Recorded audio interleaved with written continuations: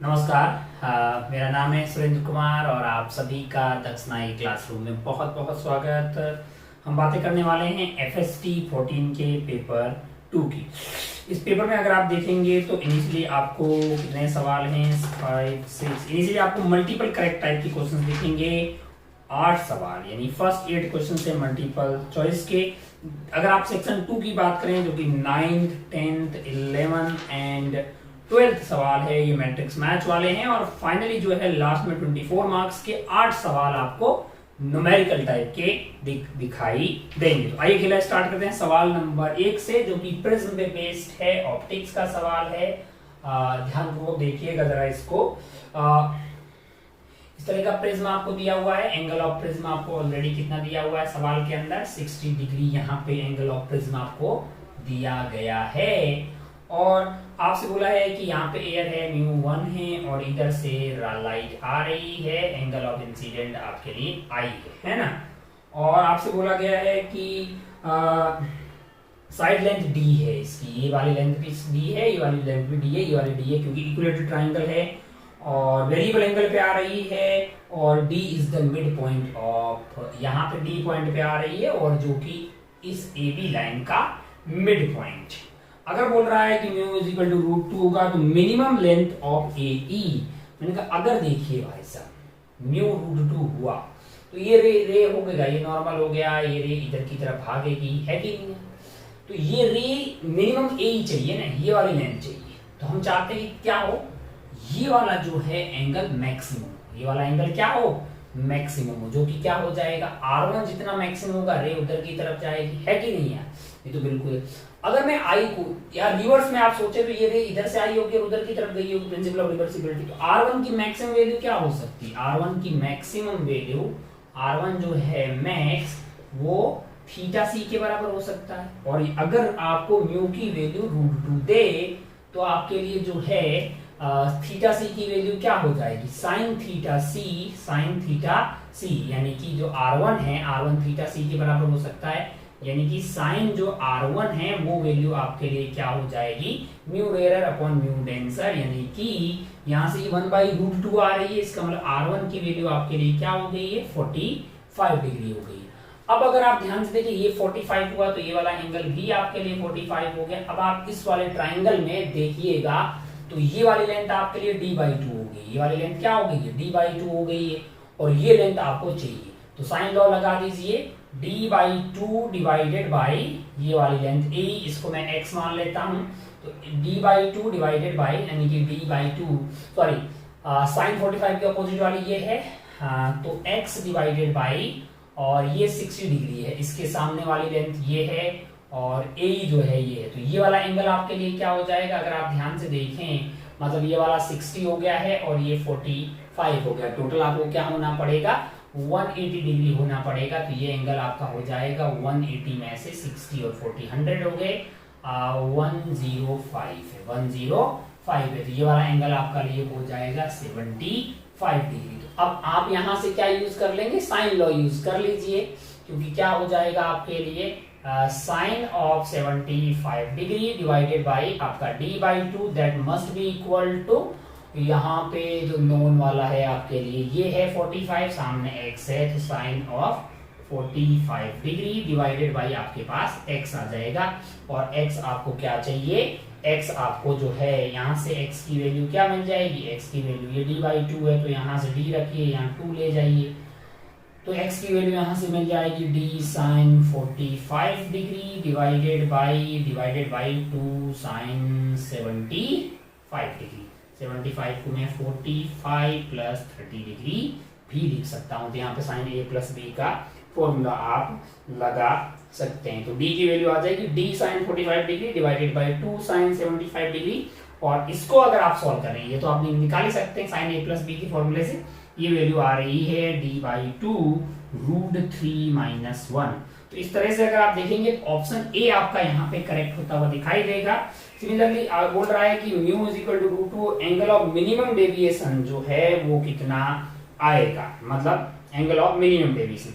तो अगर म्यू की वैल्यू √2 दी हुई तो आप क्या यूज कीजिएगा, mu of prism is equal to sine of a plus delta minimum by 2/sin a/2 sin a/2 और सौभाग्य से आपको sin a की वैल्यू कितनी दी हुई 60 डिग्री दी हुई, ये 60 तो अननोन कौन हुआ डेल्टा मिनिमम। इसको सॉल्व कर रहे हैं तो डेल्टा मिनिमम की वैल्यू कितनी आ रही है, इसको सॉल्व करने पे 30 डिग्री आ रही है और भाई साहब का ऑप्शन बी भी 30 डिग्री बोल रहा है, तो बी भी यहाँ पे आपके करेक्ट हो जाएगा। सी में देखिएगा तो बोल रहा है कि if mu is less than 2 है, अगर mu less than only there will be emergent ray from, if mu is less than 2 then and only then there may be emergent ray from AC without TR, मतलब वो TR ना करके उधर की तरफ बाहर आएगी। वो तो अपन चेक कर ही सकते हैं कि यहाँ पे TR की कंडीशन से in case of minimum deviation emergent ray must be emerging from mid point of face AC। Minimum deviation कब होगा, मैंने कहा अगर आप ध्यान से देखें तो उस वाले केस में ये जो R1 है वो R2 के बराबर होना चाहिए, R1 R2 के बराबर होना चाहिए, तो ये रे इसके पैरेलल जाएगी, तो ये मिड पॉइंट है तो ये भी मिड पॉइंट हो जाएगा। बड़ी आसानी सी और डी भी यहाँ पे आपको चेक करने पे करेक्ट आते हुए दिखाई देंगे। तो फाइनली इसका आंसर क्या हो जाएगा, इसका आंसर हो जाएगा आपका A B C and D। तो चारों ऑप्शन आप चेक कर लीजिए, सारे के सारे ऑप्शन यहाँ पे आपको करेक्ट आते हुए दिखाई दे रहे हैं। चलिए भाई साहब आगे बढ़ते हैं सवाल नंबर 2 पे।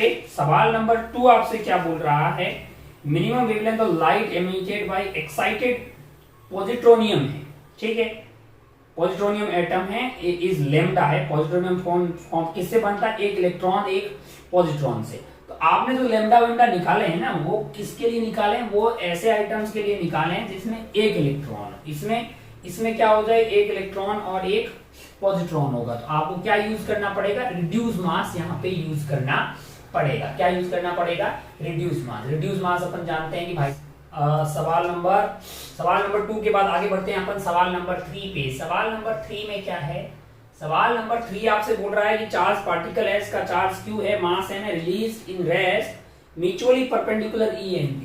E और B कैसे हैं, mutually perpendicular. What would be the possible speed during the subsequent motion. तो भैया कैसा पाथ आएगा, अगर आप ध्यान से देखें E और B म्यूचुअली परपेंडिकुलर होंगे, तो आप जानते हैं कि इस वाले केस में आपके पास पाथ कैसा आता है, साइक्लॉइड पाथ आता है। और वो किसकी, मतलब साइक्लॉइड पाथ आपका आ सकता है। तो इस बात पर डिपेंड करेगा कि भाई साहब V, E और B के बीच में एंगल क्या है, मतलब अब आप E एंड B पर परपेंडिकुलर है, V को आप वेरी कर सकते हैं। साइक्लॉइड पाथ है, और साइक्लॉइड पाथ कब आता है, जब एक उसको अपन रिंग की तरह मान लें और जो V रफ्तार से ऐसे जा रही हो, ओमेगा से घूम रही हो। तो इस वाले केस में ये वाले पॉइंट की मिनिमम रफ्तार क्या होगी, 0 होगी, और ये वाले रफ्तार की कितनी होगी, 2v होगी मैक्सिमम। तो यहाँ पे अगर आप ध्यान से देखें v क्या होगी, ये v क्या है, जहां पे q into v cross b के बराबर हो जाए, यानी मैक्सिमम के केस में लेंगे v इंटू b ले लीजिए। तो यहाँ से v की वैल्यू आपके लिए क्या हो जाएगी, ये वैल्यू आपके लिए आ रही है E/B, है ना, मैक्सिमम वाला केस ले रहे हैं। तो यहाँ अगर आप ध्यान से देखिए तो मिनिमम स्पीड आपकी 0 हो रही है और मैक्सिमम स्पीड आपकी 2E/B आ रही है, यानी 0 से लेके कहाँ तक वेरी कर सकती है, 0 से लेके 2E/B तक वेरी कर सकती है। और अगर आप ध्यान से देखें तो ऑप्शन में एक 2.5 दिया, वो नहीं हो सकता है ना, 1.5 पॉसिबल है, 1.7 पॉसिबल है, 1.9 पॉसिबल है। तो आंसर आपका A, C एंड D आ जाएगा, यानी B नहीं होगा, तो B ऑप्शन नहीं होगा और आंसर हो जाएगा A, C, D। 3 के बाद आगे बढ़ते हैं सवाल नंबर 4 पे। सवाल नंबर 4 क्या है, सवाल नंबर 4 जरा ध्यान से देखिए। सवाल नंबर 4 में क्या है ना, दो कैपेसिटर दिए हुए हैं अपने पास, कैपेसिटर A एंड B, और capacitor A and B, A is connected to C है, यानी कि ऐसा हाल चाल है, ये ऐसा है, ये ऐसा है, और यहाँ पे कैपेसिटर है ऐसे और कनेक्शन मेड किया जा रहा है, यानी ये बंद किया जाएगा। ये 20 था, ये प्लस है, ये माइनस है, तो यहाँ पे चार्ज रहेगा 40 माइक्रोकूलम और यहाँ पे -40। और यहाँ पे अगर C को A से कनेक्ट किया है, यानी ये यहाँ वाले पार्ट में 10 था, और तो यहाँ पे रहेगा आपका 30 माइक्रोकूलम और यहाँ पे -30 माइक्रोकूलम है, क्योंकि इसका कैपेसिटेंस 2 माइक्रोफैरेड था और इसका है 3 माइक्रोफैरेड। बहुत बढ़िया भाई साहब। अब बोल रहे हैं कि फाइनली होगा क्या, मैंने कहा फाइनली कॉमन पोटेंशियल इसका मान लीजिए V हो गया है। तो यहाँ पे क्या हो जाएगा, मैंने कहा यहाँ पे 2 यानी सी भी होगा तो 2 भी हो जाएगा, और यहाँ पे 3 भी हो जाएगा, यहाँ -2 भी हो जाएगा, और यहाँ पे -3 भी हो जाएगा। तो ये 2b और 3b आपके लिए कितना आ गया, 5b आ गया। और इन दोनों प्लेट का पहले कितना था, 40 और 30 यानी कि 70 हो गया, 70 माइक्रोकूलम। तो यहाँ से आपका जो कॉमन पोटेंशियल है वो आ गया 70 डिवाइडेड बाई 5, 70 डिवाइडेड बाई 5 यानी कि 114 आ गया। अब 14 आपका क्या आ गया, कॉमन पोटेंशियल आ गया।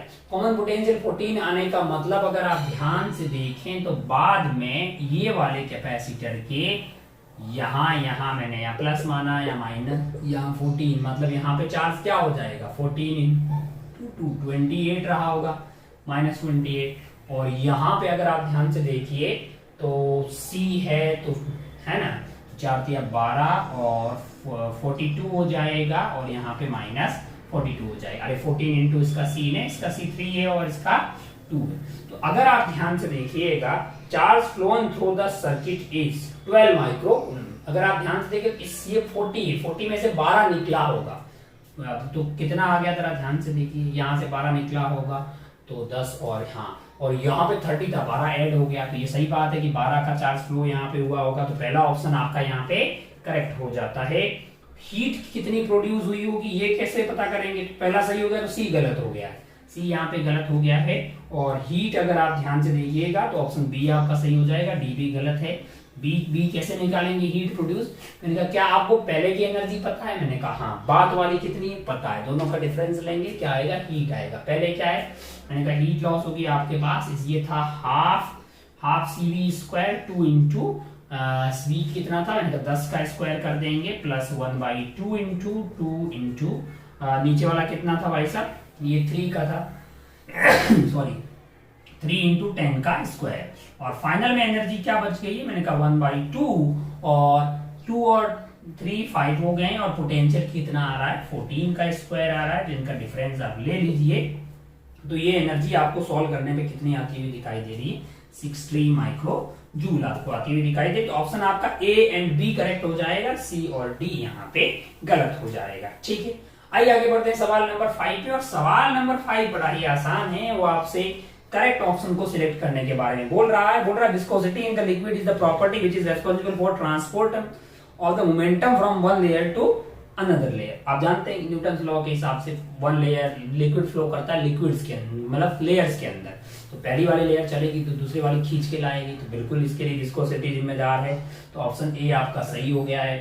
बोल रहा है viscous resistance force in the fluid and the kinetic friction force in solid are non conservative. बिल्कुल नॉन कंजर्वेटिव ही होता है भाई साहब। Ideally, a solid steel sphere starting from the rest require infinite time to acquire terminal velocity। ने कहा हाँ, infinite time के बाद में क्या होगा, मतलब जो है बायंसी और आपके पास जो मतलब ऊपर की तरफ लगने वाला फोर्स है 6 पाई ईटा RV यानी कि विस्कस फोर्स, वो किसके बराबर हो जाएगा, mg के बराबर हो जाएगा, है ना। Ideally, starting from the rest required infinite time to acquire terminal velocity in a big reservoir of honey। बिल्कुल ये भी सही है।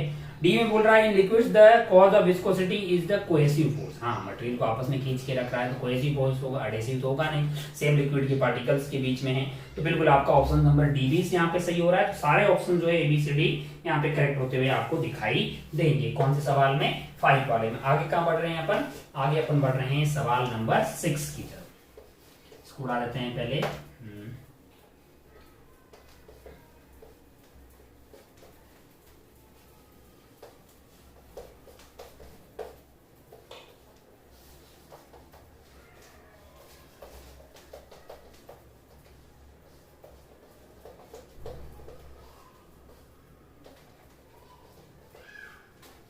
सवाल नंबर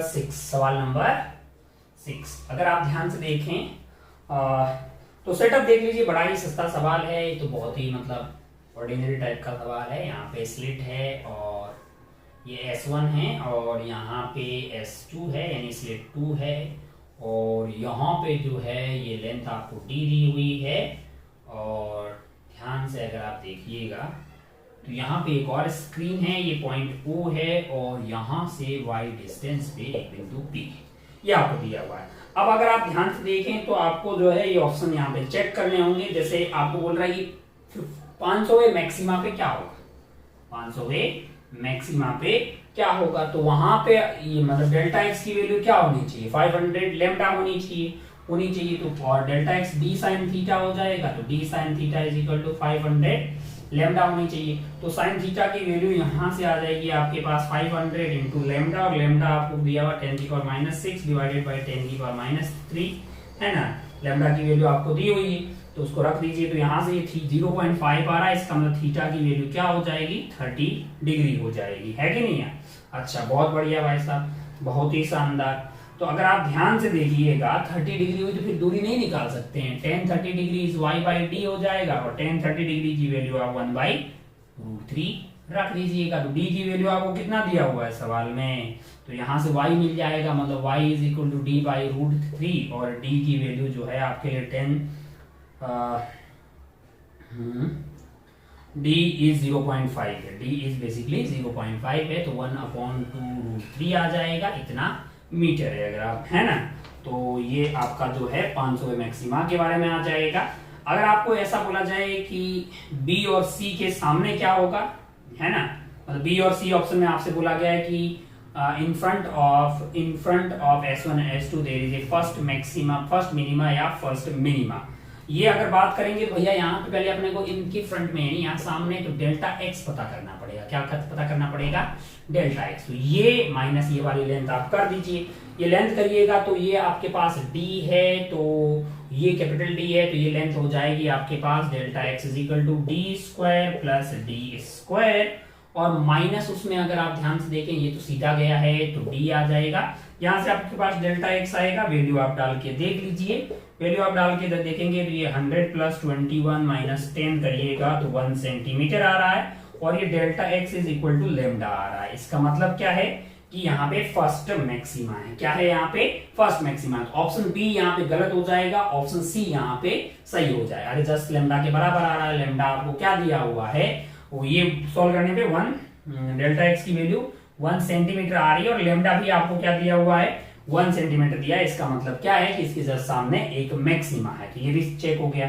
अब आप ऑप्शन डी को चेक करिए। तो कुल मिला के आपको कैलकुलेशन करनी है, मतलब कॉन्सेप्ट वाइज कोई बहुत तगड़ी चीज नहीं है। बोल रहा है डी की वैल्यू इतनी हो, कैपिटल डी की वैल्यू इतनी हो, डी लेमडा इज दिस है, y इज इक्वल टू 5 पे 10th मैक्सिमा बनेगा। मैंने कहा 10th मैक्सिमा बनेगा तो भाई साहब डेल्टा एक्स यानी कि डी साइन थीटा की वैल्यू क्या होनी चाहिए, 10 लेमडा होनी चाहिए। यहाँ से साइन थीटा की वैल्यू निकाल लेते हैं।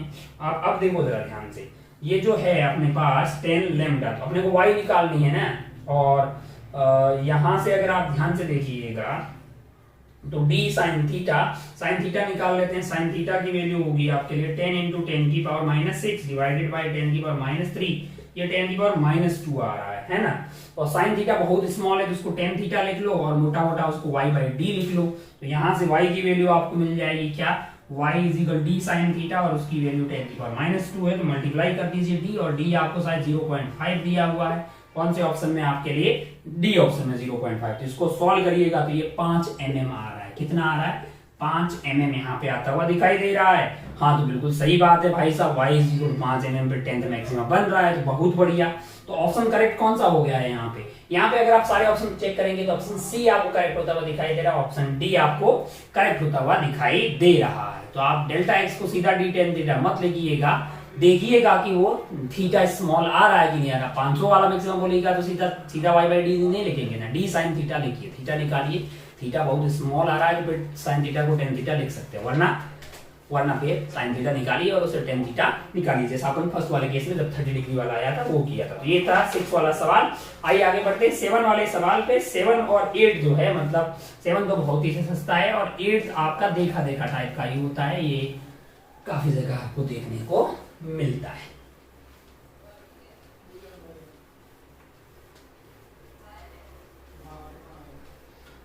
ध्यान से देखिए सवाल नंबर 7। कौन सा सवाल, सवाल नंबर 7। सवाल नंबर 7 में अगर आप ध्यान से देखेंगे तो क्या पाएंगे कि यहाँ पे चार्ज है +q और यहाँ पे चार्ज है -q, और अगर सिमेट्री वाइज देखेंगे, हालांकि +q और -q distributed uniformly on 2 hemisphere of radius r है, वो हेमीस्फीयर के ऊपर है। लेकिन ठीक है, जैसा प्लस ये आपका पेयर के सेट में हो गया, यहाँ पे हमें इस पेयर के सेट में कहीं से भी यहाँ पे माइनस डी क्यू रखूंगा, सिमेट्री से यहाँ प्लस का डी क्यू आ जाएगा, यहाँ का प्लस क्यू तो यहाँ का माइनस डी क्यू। तो ये आपको एक डाइपोल बनता हुआ दिखाई दे रहा हो। हर एक सारे डाइपोल ऐसे रखे हुए हैं। Potential at point A and C are same. अगर आप यहाँ पे देखिएगा, यहाँ पे देखिए तो ये मिड पॉइंट है डाइपोल का, 0 आएगा। Potential at point A and C, A कहाँ है पता है, यहाँ पे है, और बी कहाँ है, यहाँ है, सी कहाँ है, यहाँ है, बिल्कुल यहाँ पे पोटेंशियल 0 आ जाएगा। सिमेट्री है भाई साहब डाइपोल की, ये वाली मतलब इक्विपोटेंशियल सरफेस होती है। Potential at point A B C is same, yes. Potential at E and D are same. E कहाँ है भाई साहब, E is basically E and D. यहाँ पे पोटेंशियल और यहाँ पे पोटेंशियल सेम होने वाला नहीं है, प्लस के पास में या माइनस के, ये गलत है। नन ऑफ दिस गलत हो गया, तो ए एंड बी आपके यहाँ पे करेक्ट हो जाएगा। ये इक्विपोटेंशियल सरफेस होगी, एबीसी का पोटेंशियल सेम होगा। तो ये एक सस्ता किस्म का सवाल था, कौन सा, 7वां वाला। अब आगे बढ़ते हैं सवाल नंबर 8वें पे। वो एक ऑर्डिनरी किस्म का सवाल है, आता रहता है इस तरह का सवाल, आप देखा होगा पहले भी कहीं पे। मोमेंटम कंजर्वेशन कर देते हैं। मुद्दे की बात ये है, यहाँ पे डिस्क, ठीक है, डिस्क को इन्होंने क्या किया है, डिस्क को इन्होंने जो है इनिशियली ऐसे ओमेगा दे दिया है। ओमेगा नॉट कितना दिया हुआ है, 3v0 बटा r है, और v0 इधर की तरफ है, तो ऑब्वियसली ये प्योर रोलिंग नहीं कर रही है। कुछ वक्त के बाद में मान लो कि ये यहाँ से कुछ दूर जाने के बाद में ये प्योर रोलिंग स्टार्ट कर देंगे। मान लो vv है और ओमेगा आपका ओमेगा हो गया है ना। तो अब आप क्या करते हैं, ये पॉइंट के अबाउट सारे फोर्स यहीं से पास होंगे, फ्रिक्शन भी यहीं से, एमजी भी यहीं से, नॉर्मल भी यहीं से, एल एल फाइनल करते हैं और क्या पता कर लेते हैं, वी और ओमेगा के बीच में रिश्ता पता कर लेते हैं। बाकी अपन जानते हैं कि इस पूरी यात्रा के दौरान क्या हुआ होगा, क्या हुआ होगा। ये वाले पॉइंट की रफ्तार इधर की तरफ की कितनी है, इनिशियली आप देखें तो इनिशियली बहुत स्पीड इधर की तरफ आएगी, फ्रिक्शन इस पे पीछे लगेगा, यानी कि एक्सेलरेशन जो है वो माइनस ऑफ म्यू जी आपके लिए हो जाएगा। बड़ा टाइम पास है, यहाँ से यहाँ लगा दीजिए क्या, L I is equal to L final. L I आप लिखिएगा तो क्या आ जाएगा, मास इसका एम दिया हुआ है ना भाई साहब, हाँ एम दिया हुआ है, तो एम दिया हुआ है तो एम मतलब disk, uniform disk of mass M radius R है, तो एम वी नॉट परपेंडिकुलर दूरी आर हो गई, प्लस आपके पास क्या है, इसके अबाउट घूम रहा है, मैंने इसको पॉजिटिव लिया कि आई ओमेगा नेगेटिव हो जाएगा। डिस्क है तो एम आर स्क्वायर बाई 2 और ओमेगा की वैल्यू 3v0 बटा r डाल दीजिएगा, तो ये आ गया है। फाइनली मैंने ऐसा मान लिया इधर की तरफ, तो mvr आपका एक आ जाएगा, प्लस एक आपके पास क्या आ जाएगा, mr स्क्वायर बाई 2 इंटू मतलब ओमेगा जो है, और v is equal to omega r होगा, ओमेगा r होगा, तो ओमेगा की जगह मतलब ये क्या है, mvr इंटू आई ओमेगा, तो ये और इसकी डायरेक्शन भी मैंने ऐसे ही ली है, तो ओमेगा की वैल्यू को v बाई आर डाल देंगे। यहाँ पे सॉल्व करते हैं तो v की वैल्यू आपको मिल रही है माइनस ऑफ v0 बाई 3, यानी कि जब ऐसा होगा तब ये कार्यक्रम जो है वो इधर की तरफ जा रहा होगा v0 बाई 3 से, है कि नहीं है। अच्छा भाई साहब, बहुत बढ़िया, बहुत शानदार। और हो क्या रहा होगा, अगर ये ऐसे जा रहा होगा तो ये इधर की तरफ होगा ओमेगा से, और v is equal to omega R वहां पे फॉलो हो रहा होगा, है ना। ओमेगा की वैल्यू कितनी हो जाएगी, मैंने कहा v इज इक्वल मतलब डिवाइड बाई आर कर दीजिए, यानी कि ओमेगा की value v0 divided by 3r हो जाएगी, है ना। बहुत बढ़िया, बहुत शानदार। अब अगर आप ध्यान से देखें कि ये प्योर रोलिंग कब स्टार्ट हुई, तो आप लगा दीजिए v is equal to u plus a t, क्या लगा दीजिए, v is equal to u plus a t. तो v आपके लिए कितना हो गया है, कि कितना v हो गया भाई फ्रेंड, ऐसा इतना हो गया, v is equal to u plus a t, v is equal to u plus a t. अगर आप ध्यान से देखें, मैंने इस डायरेक्शन को पॉजिटिव ले लिया है, तो मेरी फाइनली स्पीड कितनी हो गई है, मैंने कहा माइनस ऑफ v0 बाई 3, और u की वैल्यू v0 थी। एक्सेलरेशन कितनी है, मैंने कहा एक्सेलरेशन मैंने ये डायरेक्शन को पॉजिटिव लिया है, पीछे की तरफ कितनी थी भाई साहब, म्यू जी थी, कितनी थी, म्यू जी थी, तो minus mu G into T आ गया। मान लो कि ऐसी घटना t1 पे हुई है, तो यहाँ से t1 की वैल्यू क्या आ रही है आपके लिए, t1 की वैल्यू आ जाएगी, अगर आप ध्यान से देखें तो ये आ रही है आपकी v0 plus v0 by 3, v0 by 3 divided by mu g, तो यहाँ से देखेंगे 3 और एक 4 हो गया है, 4v0 by 3 mu g, 4v0 divided by 3 mu g, यानी कि आपका ऑप्शन ए यहाँ पे करेक्ट हो गया। अब आपको डिस्टेंस निकालना है, तो भैया क्या लगाओगे, s is equal to u t plus half t square, u की वैल्यू पता है, टी की वैल्यू पता है, सब लगा दीजिए, या फिर आप मतलब v square is equal to u square plus 2as लगा दीजिए, क्योंकि एक्सेलरेशन तो म्यू जी जो है वो कांस्टेंट रही है। तो सिमिलरली आप s निकाल देंगे, मतलब है ना। तो s निकाल रहे हैं तो ये वाली दूरी आपके लिए कितनी आ रही है निकालने पे, ये वैल्यू आ रही है आपके लिए डिस्टेंस जो है वो 4 mu naught upon 9 mu G आ रहा है। 4 वी नॉट का square divided by 9 mu G है, ये आपका डिस्टेंस आ रहा है। अब दूसरा एक चीज पूछ रहा है कि टाइम टेकन बाय डिस्क, मतलब पूछ रहा है कि time taken by the disc to come back to the original position है। तो अब अगर आप ध्यान से देखें, ये दूरी आप इतने दूर चले गए, वापस आते टाइम इसकी स्पीड कितनी है, मैंने कहा प्योर रोलिंग स्टार्ट होगी, अब तो स्पीड चेंज होने वाली नहीं है, तो v नॉट बाई 3 है। तो टाइम क्या लगेगा आपके लिए, टाइम लगेगा भाई साहब 4 v नॉट का स्क्वायर अपॉन 9 म्यू जी। ये तो आप इतने दूर चले गए थे, डिवाइड बाय आते टाइम स्पीड आपकी v नॉट बाई 3 होगी, इसको सॉल्व करिएगा तो 4 v नॉट अपॉन 3 म्यू जी, इतना टाइम आपको वापस आने में लगेगा। अरे आप समझ गए ना, यहाँ से यहाँ जाने में दूरी इतना दूर गया, आते टाइम स्पीड तो कांस्टेंट रहेगी क्योंकि प्योर रोलिंग कर रहा है। मतलब यहाँ पे प्योर रोलिंग स्टार्ट हो गई, प्योर रोल करते हुए आ रहा है, टाइम इतना लग गया। तो ये आपको ऑप्शन ए और बी यहाँ पे सही होता हुआ दिखाई देगा, है ना। और ये घूम गई तो वापस तो लौट के आएगी, ए सही हो गया, बी सही हो गया। बोल रहा है सी में कभी लौट के नहीं आएगी, गलत बात। डी में बोल रहा है वो total work done on the disc is negative. मतलब अगर आप ध्यान से देखिएगा तो इसकी एनर्जी कम हो रही है। कौन सी एनर्जी कम हो रही है, यहाँ पे और यहाँ पे। अगर आप ध्यान से देखिएगा तो यहाँ पे क्या हो रहा होगा, प्योर रोलिंग जब होगी तब नेटवर्क डन फ्रिक्शन का 0 होगा, लेकिन जब तक प्योर रोलिंग नहीं हो रही है तब तक काइनेटिक एनर्जी आपको कम होती हुई दिखाई देगी। इनिशियली काइनेटिक एनर्जी लिख लो, फाइनल वाली देख लो, कम होती हुई दिखाई देगी। नेटवर्क डन जो है स्लिपिंग के दौरान आपको फ्रिक्शन का नेगेटिव दिखाई देगा। उसके बाद भी प्योर रोलिंग हो रही तो कोई वर्क डन नहीं होगा, नेट वर्क डन फ्रिक्शन का। ओवरऑल अगर देखिए T1 और T2 दोनों टाइम में, तो नेट वर्क डन आपको डिस्क पे नेगेटिव आ जाएगा, तो ये भी सही है। Total work done on the disc is negative, yes. तो ये आपका 8वां सवाल हो गया है। आइए आगे बढ़ते हैं सवाल नंबर 9 एंड 10 पे। सवाल नंबर 9 एंड 10 पे ये कैसा है, ये पैराग्राफ वाले सवाल है।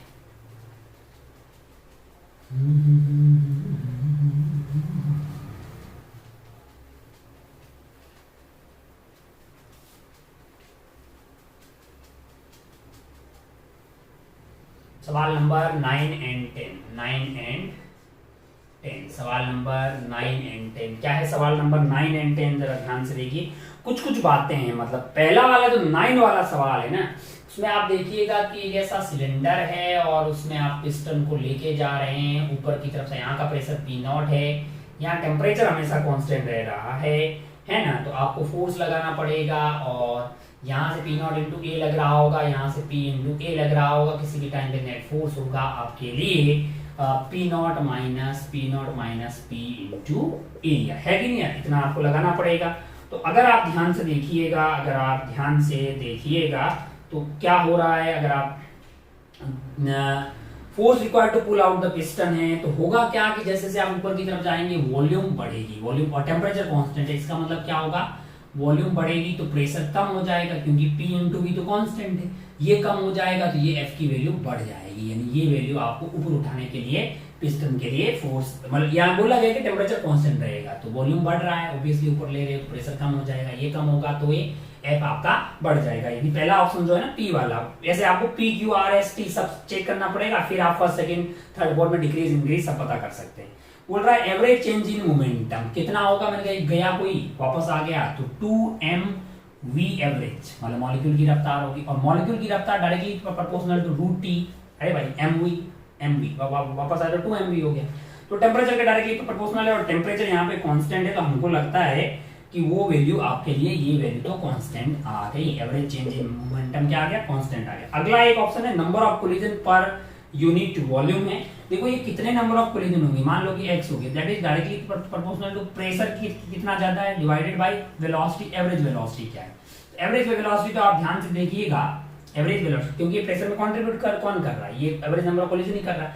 एवरेज वेलोसिटी तो कांस्टेंट है, तो प्रेशर यहाँ पे क्या हो रहा है, प्रेशर कम हो रहा है, तो इसका मतलब नंबर ऑफ कोलिजन्स भी यहाँ पे क्या हो रहे होंगे, कम हो रहे होंगे। पर यूनिट टाइम में आपके नंबर ऑफ कोलिजन्स यहाँ पे कम हो रहे होंगे, यानी डिक्रीज हो रही। मोलर मास के बारे में हम यहाँ पे कुछ भी बता नहीं सकते गिवन डेटा से। एक और चीज आगे बोल रहा है the pressure of the gas है।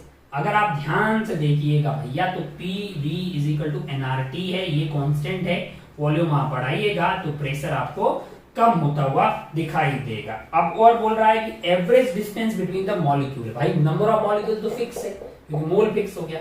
अगर वॉल्यूम बढ़ रही है, अगर वॉल्यूम बढ़ रही है तो उनके बीच की दूरियां तो बढ़ रही है ना यार, तो डिस्टेंस जो है एवरेज डिस्टेंस यहाँ पे मॉलिक्यूल के बीच में आपको इंक्रीज होता हुआ दिखाई देगा। आपने सब पता कर लिया कौन इंक्रीज हो रहा है कौन डिक्रीज हो रहा है। अब इस साइड जो ऑप्शन दिए first second increase decrease can not be predicted, इसमें तो मोलर मास आ गया। बाकी आप आराम से कनेक्ट कर सकते हैं। ये था सवाल नंबर 9 आपके लिए।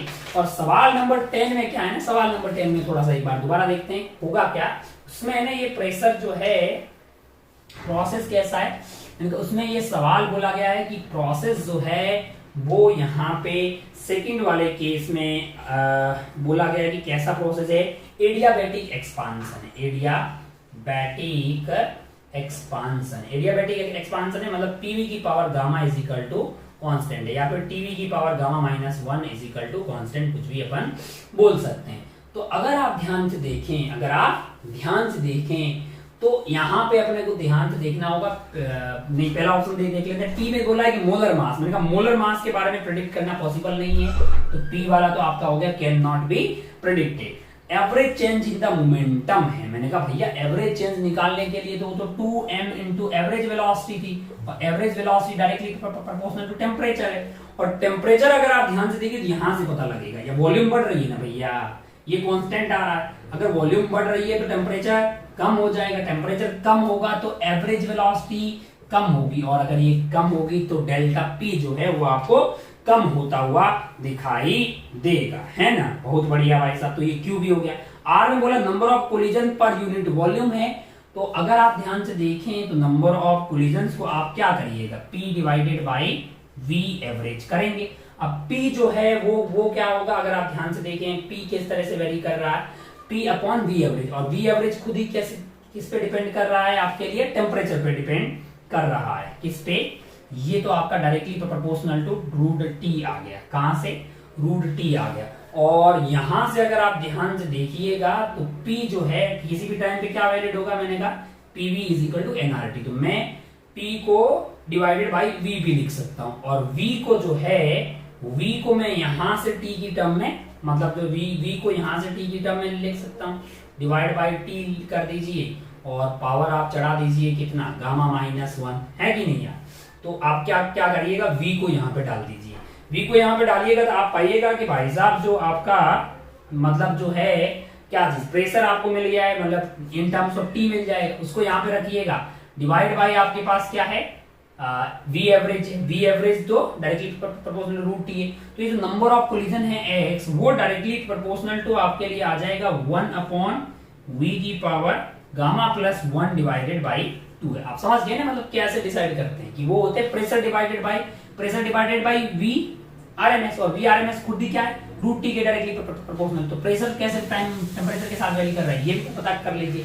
या ये पूरा कार्यक्रम जो है वो टी की टर्म में ले आए, किसकी टर्म में, अपन वी की टर्म में ले आए, है कि नहीं यार। टी को वी की टर्म में यहां से लाया जा सकता है, टीवी की पावर, और पी को वी की टर्म में, अरे ऐसा कर लीजिए, पी को वी की टर्म में ले आओ और टी को वी की टर्म में ले आओ, वी की पावर गामा -1।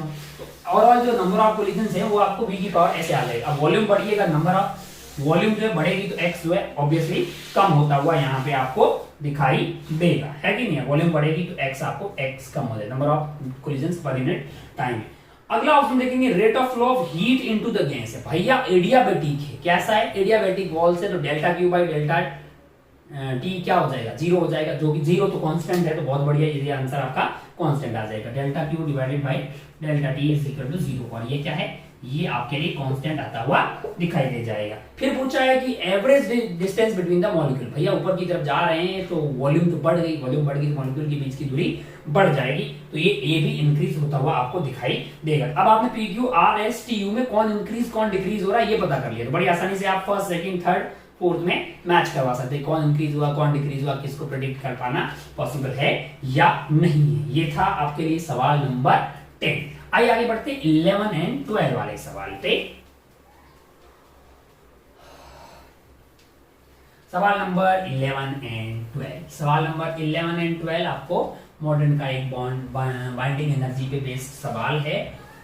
11 एंड 12 ध्यान से देखिए क्या है सवाल नंबर 11 एंड 11 एंड 12 में आपको हेल्प करके एक ग्राफ आपको यहाँ पे दिया हुआ है। ग्राफ इस तरह से है, जरा ध्यान से देखिए कि यहाँ पे आपको दिया हुआ है बाइंडिंग एनर्जी पर न्यूक्लियन, और वो आपकी 8 है कब, जब ए की वैल्यू कहां से कहां तक है 40 टू 140 तक, और उसके बाद इसकी वैल्यू है आपके लिए 6। पहले यहाँ पे 8 है और यहाँ पे क्या है 6 है, और ये क्या है, मैंने कहा ये है ए, ये क्या है ए। अब आपसे बोला है कि consider the nuclear fission reaction, यहाँ पे एक रिएक्शन दी हुई है, ए किस में कन्वर्ट हो रहा है, वो आपके बी में कन्वर्ट हो रहा है, और वो आपके सी में कन्वर्ट हो रहा है। लिस्ट 1 में कुछ इंफॉर्मेशन दी गई है, लिस्ट 2 में ये दिया हुआ।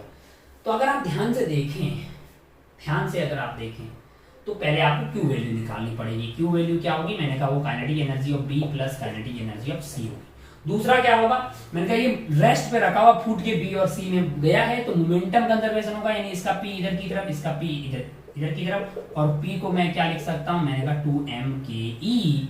तो m1 k1 is equal to, मतलब यहां से m इंटू के कॉन्स्टेंट आना चाहिए, तो m इंटू के कॉन्स्टेंट आने का मतलब m of b into k of b must be equal to m of c into k of c।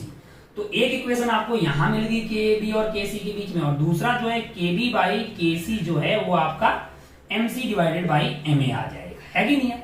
अब आप इन दोनों इक्वेशन का यूज करके सवाल नंबर 11 एंड 12 कर सकते हैं। तो मैं आपको एक एग्जांपल के थ्रू, मतलब कोई भी काइनेटिक एनर्जी निकाल सकते बी की सी। जैसे पहला एग्जांपल लेते हैं किसके, सवाल नंबर 11 का फर्स्ट क्या बोल रहा है आपको कि भाई साहब 220 वाला ए जो है वो कन्वर्ट हो रहा है बी में, और बी के क्या है 100 हैं, और यहां पे सी में तब्दील हो रहा है, और सी का क्या है 120। बहुत बढ़िया। अब आप ध्यान से देखें तो इसके जो है आपको ये दिए हुए हैं, क्या दिए, मतलब 120, 100 एंड 120, ये क्या दिया हुआ, ए दिया हुआ है आपको, है ना, ए दिया हुआ। अब आप ग्राफ में जाइएगा 120, 220 कहीं यहां होगा, तो 220 वाले की पर न्यूक्लियन एनर्जी कितनी है 6 है, 6 होगी, तो इसकी टोटल क्या हो जाएगी 220 इंटू 6, ये एनर्जी आपके रिएक्टेंट की थी। अब प्रोडक्ट की बात करें तो ये 100 और 120, 100 एंड 120 दोनों यहां आए होंगे, तो 100 एंड 120 हो गए आपके 220, और हर एक के न्यूक्लियन के एनर्जी थी 8, तो टोटल एनर्जी की कितनी हुई 8, वो 220 इंटू 8। तो भैया बाइंडिंग एनर्जी पर न्यूक्लियन बड़ी होगी, वही तो क्यू वैल्यू है, तभी तो फायदे का सौदा हुआ, ए आपका बी और सी में गया। तो यहां से अपने को क्या निकालना है, डेल्टा ई, मतलब प्रोडक्ट की एनर्जी माइनस कहां की रिएक्टेंट की एनर्जी, और यही आपकी क्यू वैल्यू आ जाएगी 220 इंटू 8 और 220 इंटू 6, तो आंसर आ गया आपका 220 इंटू 2 यानी कि 2440। ये है आपका क्यू वैल्यू, यानी कि यहां से केबी प्लस केसी की वैल्यू क्या आ रही है 440 आ रही है। और दूसरा इक्वेशन क्या होगा, मैंने कहा KB plus KC is equal to mass of C divided by A, है ना। तो सी का क्या है 120, और इसका आपका ए जो है वो डायरेक्टली प्रोपोर्शनल टू उसके हो जाएगा, मतलब 120 के, तो रेशियो लेंगे तो 120 डिवाइडेड बाई 100 आ गया है कि नहीं है। बी डिवाइडेड बाई सी का काइनेटिक एनर्जी कर रहे हैं इसका 120, तो ये वैल्यू आपके लिए कितनी आ गई 6/5 आ गई। अब क्या है ना कि 11 वाले में शायद काइनेटिक एनर्जी ऑफ आपको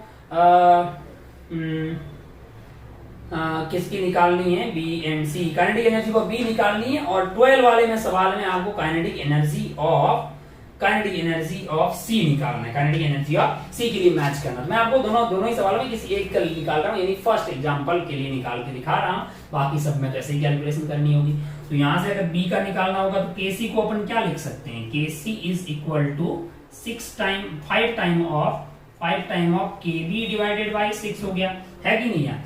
और इस इक्वेशन में यहाँ पे डाल दीजिए, कहां पे, दोनों का सम इज इक्वल टू 440 है, यानी कि क्या हो गया KB plus KC is equal to 440, और केबी हमको निकालना है, और केसी को अपन क्या लिख सकते हैं 5 केबी बाई 6 है, दैट इज इक्वल टू 440। तो यहां से केबी कांस्टेंट आ जाएगा, बाहर आ जाएगा, 6 + 1 is 11 by 6 that is equal to 440। तो यहां अगर आप ध्यान से काटिएगा तो ये आपका 40 आ गया है, और 40 को इधर लेके जाइए तो केबी की वैल्यू आपको 6 से यहां से आपको 240 आपको आती हुई दिखाई देगी, है कि नहीं है। तो सारा कार्यक्रम मेगा इलेक्ट्रॉन वोल्ट में जो 240 कौन से ऑप्शन में दिखाई दे रहा है, क्यू में।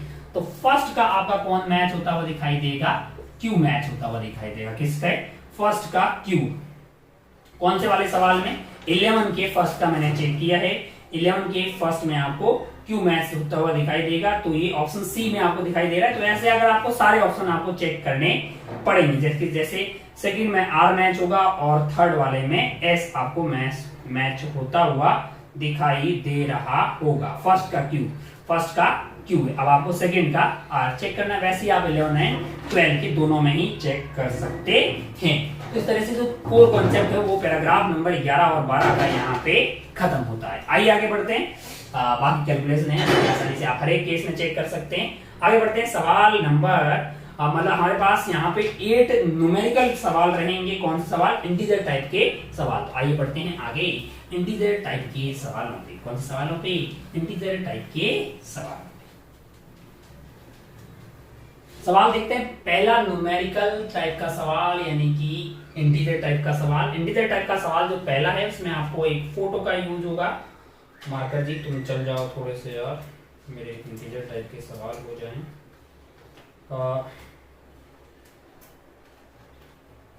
यहाँ पे अगर आप ध्यान से देखेंगे तो यहाँ पे आपको एक बैटरी दी हुई है और मतलब यहाँ पे 5 ओम दिया हुआ है आपको और यहाँ पे आर दिया हुआ है। कुल मिला के बैलेंस्ड व्हीटस्टोन ब्रिज की बात हो रही है।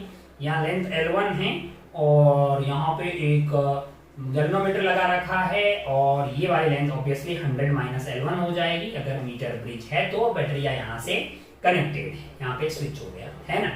अगर आप ध्यान से देखेंगे तो सवाल बोल रहा है कि अभी ये बैलेंस्ड व्हीटस्टोन ब्रिज है। इसका मतलब क्या है कि 5/r is equal to L1 divided by 100 minus L1। कोई दिक्कत वाली बात नहीं थी, लेकिन इसने बोला कि हमने R को संट कर दिया। किसके साथ? R के साथ। तो भाई साहब R इफेक्टिव नया वाला क्या हो जाएगा? R/2 हो जाएगा। तब बोल रहा है कि नई जो लेंथ है वो 1.6 L1 हो जाएगी। तो ये 1.6 L1 होगी तो ये 100 माइनस 1.6 L1 हो जाएगी। फिर से बैलेंस व्हीटस्टोन ब्रिज बन जाएगा। इस बार 5 डिवाइडेड बाई, अरे R और R पैरेलल हो गए तो R/2 हो गया है। दैट इज इक्वल टू, मैंने कहा यहाँ पे लेंथ हो गई आपकी 1.6 L1 और ये वाली लेंथ क्या हो गई है? 100 माइनस 1.6 L1। तो अगर आप इसको इक्वेशन 1 मान लें और इसको इक्वेशन 2 मान लें और इक्वेशन 1 एंड 2 को सॉल्व करें, किसको? इक्वेशन 1 एंड 2 को, तो सॉल्व करने पे पाते हैं कि R की वैल्यू आपके पास आ रही है 15 ओम लाला। तो यही आपसे सवाल में पूछा गया था कि ये जो अननोन रेजिस्टेंस है R जो कितना है। तो एक आसान किस्म का सवाल है, कोई बहुत ज्यादा डिफिकल्टी वाला सवाल नहीं है। आइए आगे बढ़ते हैं सवाल नंबर 2 पे। और सवाल नंबर 2 हमको एक LCR का सवाल दिखाई दे रहा है। देखिए जरा क्या है सवाल नंबर 2 इंटीजर। सवाल नंबर 2 अगर आप देखिएगा, in series LCR value of R and CR variable है और R is always equal to numerical value of L है। मतलब हर बार जो है R का जो है वो L के बराबर है। ये आपको सवाल में दिया गया, न्यूमेरिकल वैल्यू आपको दिया गया है। For a given AC voltage source resonant current is obtained 1.2, यानी I की वैल्यू आपको क्या दी हुई? 1.21। कब? जब रेजोनेंस हो रही है, मतलब omega is basically under root of L into C। अब क्या हो रहा है? obtained is 1.2. Now the capacity is increased 4 times. The new resonant current for the same source is, मैंने कहा देखो रेजोनेंस करंट क्या होता है आपके पास? रेजोनेंट करंट होगा आपके लिए V/R है। तो पुराने जमाने में जो R था और जो V था वो वैल्यू आपको 1.21 दी गई है। तो नया वाला जो ओमेगा है, अगर आप ध्यान से देखिए, for a given AC voltage है तो ओमेगा आपके लिए सेम रहने वाला है। ओमेगा आपके सेम रहने वाला वो तभी हो सकता है, इसका मतलब L1 C1 must be equal to L2 C2। तो अगर आप ध्यान से देखिए तो L2 जो आ जाएगा वो आ जाएगा L1 C1 divided by C2। और यहाँ पे कुछ इंफॉर्मेशन दी है कि C 4 टाइम हो गया है। किसका? C जो है ये तो L1 हो गया, ये C1 हो गया और C2 is basically 4 time of C1 है। तो यहां से देखेंगे तो L1/4 आ गया। कितना आ गया? L1/4 कौन हो गया? L2 आ गया। और R तो अपन जानते हैं कि वो किसके बराबर होता है? L के बराबर। तो L अगर L/4 हो गया तो R क्या होगा? R/4 हो जाएगा। तो पहले करंट था आपका V/R, अब होगा V/R/4 है। 4 टाइम ऑफ I आ जाएगा आंसर आपका। अरे जब R/4 होगा तो करंट 4 टाइम हो जाएगा। और आई की वैल्यू कितनी थी 1.21 है, तो ये वैल्यू जो भी आ रही है 4.84 नया वाला करंट आ जाएगा, 4.84 नया वाला रेजोनेंस वाला करंट आ जाएगा। सस्ता सवाल था, मतलब आपको क्या करना, ओमेगा सेम करना, L1 C1, यहाँ से नया वाला L2 निकाल दो, वहीं से आपको R पता लग गया, रेजोनेंस पे तो करंट R पे डिपेंड करता है, तो R जब R बाई L जब L/4 हो गया, जिसका मतलब R को भी R/4 होना पड़ेगा, तो करंट 4 टाइम हो गया, और I आपको दिया मल्टीप्लाई कर लीजिए। तो ये था सवाल नंबर 2। सवाल नंबर 2 के बाद आगे बढ़ते हैं अपन सवाल नंबर 3 पे। सवाल नंबर 3 बहुत ही सस्ता है, क्या है ये, आपको एनएलएम का सवाल है, कुछ नहीं है, जस्ट आपको कैलकुलेशन सही से करनी है। यहाँ पे आपको क्या दिया हुआ है, एक पुली दी हुई है, और ये पुली से एक धागा लगा हुआ है, और ये कनेक्टेड है पुली से, और यहाँ से जो धागा निकल रहा है वो आपके किसके पास जा रहा है, 5 kg के ब्लॉक के पास, और यहाँ से लगा हुआ ये धागा एक पुली के होते हुए M2 के पास जा रहा है, और M2 आपके पास 2 kg का, और ये पूरा खेला किससे कनेक्टेड है, ये कनेक्टेड है टॉप मोस्ट पॉइंट पे। और आपसे बोला गया कि यहाँ की टेंशन T1 है, तो यहाँ की टेंशन भी T1 रहेगी, यहाँ की टेंशन भी T1 रहेगी, और यहाँ की टेंशन है आपके लिए T2। यहाँ की टेंशन क्या है, T2। अब अगर आप ध्यान से देखें, इस पुली को देखेंगे तो आप क्या पाइएगा, इन T1 तो twice of T1 must be equal to T2। एक तो ये आ गया आपके पास। दूसरा आपको क्या निकालना है, एक्सेलरेशन ऑफ M1 निकालना है। किसकी एक्सेलरेशन निकालना है, M1 की एक्सेलरेशन निकालना है। तो इसकी एक्सेलरेशन को x मान लीजिए, इसकी एक्सेलरेशन को y मान लीजिए। क्या करिएगा, एक इक्वेशन लिखिए यहाँ से, एक यहाँ लिखिए, और एक कंस्ट्रेंट लिखिएगा। तो पहला इक्वेशन क्या आ जाएगा आपके लिए, 50 minus of T1 minus of T2 is equal to 5 into X आ गया पहला इक्वेशन। दूसरा इक्वेशन कहाँ से आएगा, यहाँ से आ जाएगा। ऊपर आपका T1 है, यहाँ पे क्या हो जाएगा 2T1 होगा, तो 2T1 minus 20 that is 2 into y. ये आपका रिश्ता नंबर 2 आ गया, ये रिश्ता नंबर 1 आ गया। अब आपको क्या करना पड़ेगा कि कंस्टेंट रिलेशन है यहाँ पे आपको यूज करना पड़ेगा। तीसरे के लिए आप क्या यूज कर देंगे, कंस्टेंट रिलेशन से यूज कर देंगे, और मतलब 1 2 3, क्योंकि वेरिएबल कितने हैं आपके पास, T1 T2 x and y है, तो T1 और T2 तो एक ही हो गए, मतलब 3 इक्वेशन हो गई ना आपके पास भाई। T1 और T2 तो एक हो गए, x और y में ये इक्वेशन आ गई। अब आप ध्यान से देखिएगा, तो आप कंस्टेंट यूज करेंगे, क्या यूज करेंगे, कंस्टेंट रिलेशनशिप अगर आप यूज करेंगे, तो फिर आपको एक्सेलरेशन में एक रिश्ता मिल जाएगा किसके बीच में। मैंने एक्सेलरेशन x किसकी मानी है, मैंने एक्सेलरेशन मानी है इसकी x मानी है, और इसकी y मानी है। तो जब आप यूज करेंगे कंस्टेंट, तो आप पाएंगे twice of y is equal to 3 of x आ जाएगा। ये आपको रिश्ता नंबर 4 मिल जाएगा। इन सबको सॉल्व करिएगा ना, तो इसकी एक्सेलरेशन सॉल्व करने पे, अच्छा ये कंस्टेंट रिलेशनशिप कैसे, ये y है, इसकी ऊपर की तरफ क्या होगी y। अब आप क्या करिएगा, इसका x है, यहाँ पे x मान लीजिए, इससे क्या इसका पता कर सकते हैं, मैंने कहा बिल्कुल, अलोंग धागा एक्सेलरेशन सेम हो, इसका पता लग जाएगा। फिर आप क्या करिएगा, ये वाले धागे के अलोंग क्या लगा दीजिए, पॉइंट मेथड लगा दीजिए, तो x और y में एक रिश्ता आ जाएगा। फिर आप इतने सारे इक्वेशन को सॉल्व करिएगा तो x मिल जाएगा, और जब आप इक्वेशन मतलब इसकी एक्सेलरेशन को निकाल रहे हैं सॉल्व करके, तो वो आ रही है 40 डिवाइडेड बाई 19, और उसको अपन क्या लिख सकते हैं 2n अपॉन n माइनस 1, और सॉल्व कर रहे हैं तो n की वैल्यू आपके लिए 20 आ रही है कि नहीं है। मतलब बिल्कुल आप ये, अरे इसका एक्सेलरेशन y है, इसका ऊपर y आ गया, और ये इसका x है, ये पॉइंट का x है, तो आप पता कर सकते हैं अलोंग द स्ट्रिंग सेम होना चाहिए। ये अगर y से x से नीचे जा रहा है तो ये पॉइंट का क्या होना चाहिए, ये पॉइंट का x, मतलब आप निकाल लीजिए, ये वाला कोई भी अलोंग धागा एक्सेलरेशन सेम होना चाहिए, इसका पता लग जाए, इसका पता लग जाए, इसके अलोंग निकाल लीजिए, तो आप ये पाएंगे रिलेशनशिप। सॉल्व करेंगे तो n की वैल्यू आपके लिए क्या आ जाएगी, 20 आ जाएगी। तो आपका आंसर जो है इस वाले सवाल का 20 हो जाएगा। उम्मीद है कि आपको कंस्टेंट निकालना आता है। चलिए आगे बढ़ते हैं सवाल नंबर 4 की तरफ। सवाल नंबर 4 की तरफ,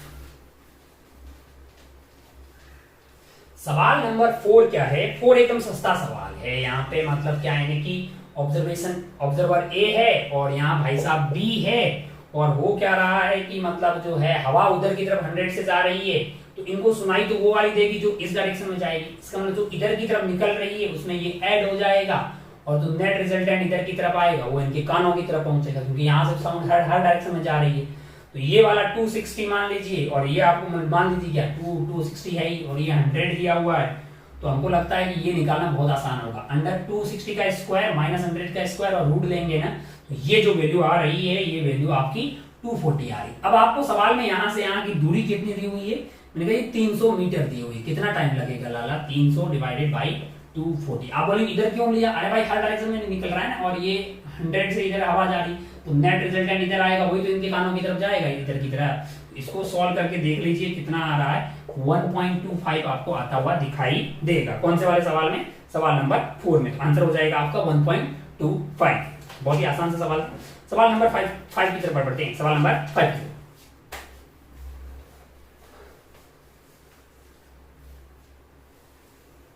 चलिए नेक्स्ट सवाल हमारे पास क्या है? सवाल नंबर 6। सवाल नंबर 6। हाँ, नेक्स्ट सवाल है सवाल नंबर 6। सवाल नंबर 6 में अगर आप देखेंगे तो यहाँ रोड है, यहाँ रोड है, यहाँ रोड है। यहाँ का टेम्परेचर क्या है? 20 डिग्री सेल्सियस है। यहाँ का टेम्परेचर 30 डिग्री सेल्सियस है। और यहाँ का टेम्परेचर मैंने कहा 10 डिग्री सेल्सियस है।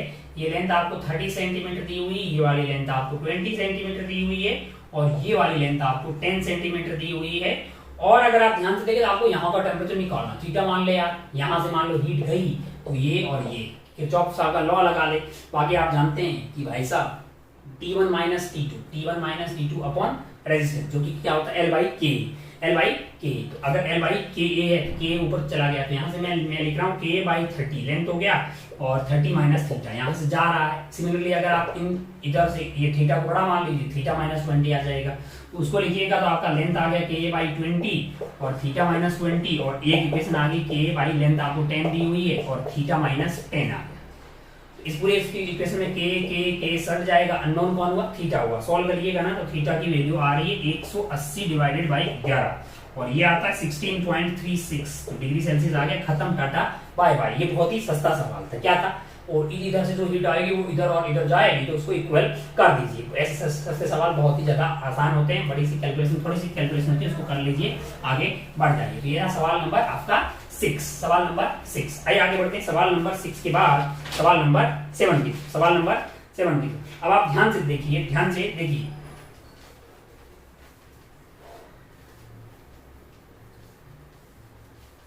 ध्यान से यहाँ पे देखिए। सवाल नंबर 7 में क्या है? एक हेमी स्फेरिकल, सवाल नंबर 7, एक हेमी स्फेरिकल बाउल है। उसका रेडियस आपको क्या दिया हुआ? हेमी स्फेरिकल बाउल का रेडियस आपको r दिया हुआ है।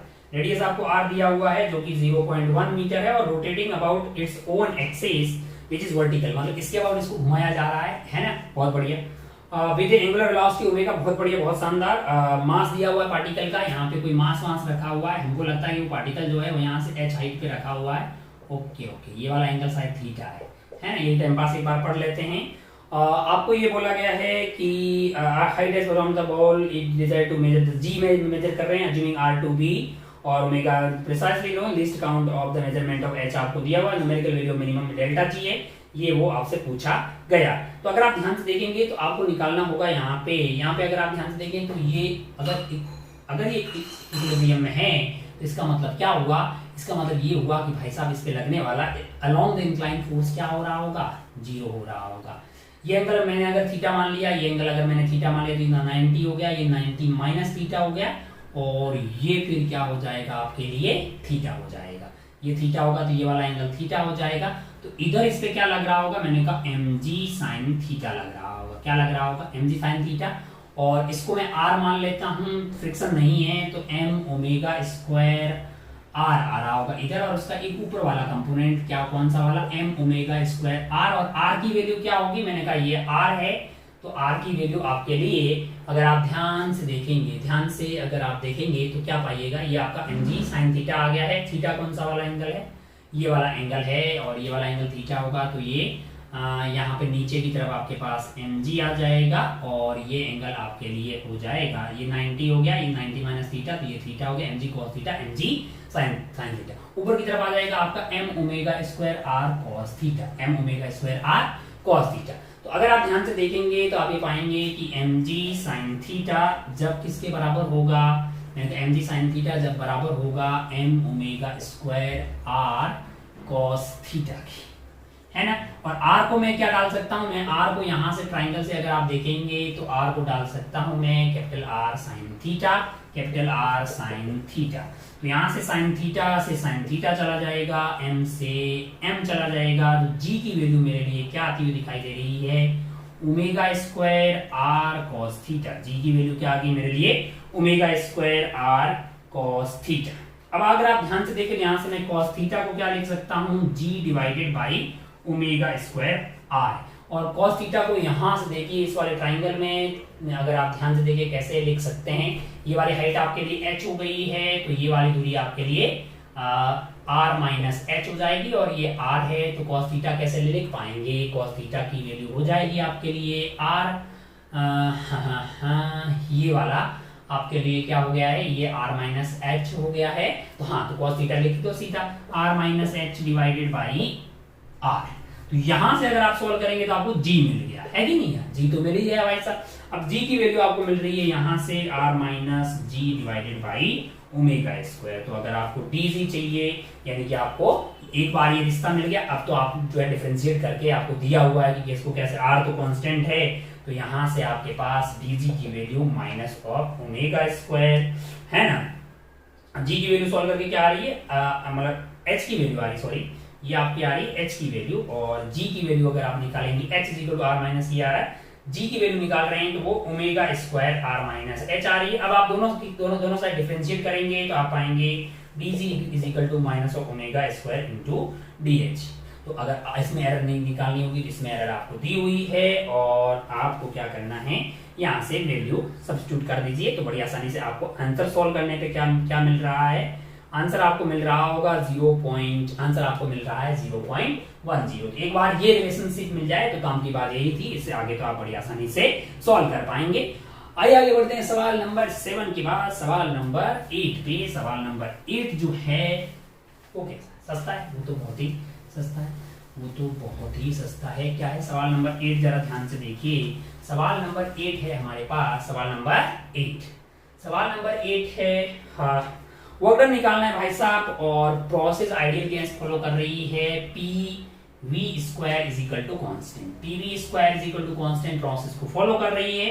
और आपसे पूछा है कि इनिशियल प्रेशर पी नॉट था, वी नॉट था, और फाइनली जो है work done by the gas is increasing volume to V naught, यानी कि वी नॉट से वो टू वी नॉट तक जा रही है। कितना वर्क डन कर रही है, ऑब्वियसली वो पी डी वी का इंटीग्रेशन होगा। तो ये वैल्यू आपके लिए जो है P V square is equal to constant कुछ भी मान लीजिए, इसको के मान लीजिए, पी को आप रिप्लेस करेंगे के डिवाइडेड बाई वी स्क्वायर से, और डीवी का इंटीग्रेशन कर देंगे, है कि नहीं है, बिल्कुल आप इंटीग्रेशन कर देंगे कहां से कहां तक, वी नॉट से लेके टू वी नॉट तक। और अगर आप ध्यान से देखें तो आप के की वैल्यू आपको पता है, जब प्रेशर पी नॉट है ना, जब प्रेशर पी नॉट है वी नॉट है, तो के की वैल्यू क्या होगी, पी नॉट वी नॉट का स्क्वायर इज इक्वल टू के आ जाएगा। तो के को उठा के ये डाल सकते हैं, 1 बाई वी स्क्वायर का इंटीग्रेशन सबको पता है कि ये वैल्यू आपकी सॉल्व करने पे P naught V naught divided by 2 आ रही है। अरे भाई 1 बाई वी स्क्वायर लिमिट लगा दीजिए, पी के की वैल्यू को पी नॉट वी नॉट का स्क्वायर डाल दीजिए, तो ये वैल्यू आ रही है P naught V naught by 2। और भाई साहब सवाल में बोल रहे हैं कि कंपेयर कीजिए किससे, 2.34 P naught V naught divided by x से। तो भैया ये 1/2 जो है ना वो इसके बराबर हो गया है, तो 1/2 is equal to 2.34 divided by x है। यहां से सॉल्व करिएगा तो x की वैल्यू आ रही है आपके लिए 4.68, कितनी 4.68। हमको लगता है कि आपको सवाल में x ही पूछा गया है, यानी आपका आंसर हो जाएगा, ये आपका आंसर हो जाएगा। सस्ता सवाल था, बस आपको इंटीग्रेशन करके वर्क निकाल देना था। इसके साथ ही हमको लगता है कि जो ये पेपर नंबर 2 है FST 14 का, यहाँ पे खत्म होता है।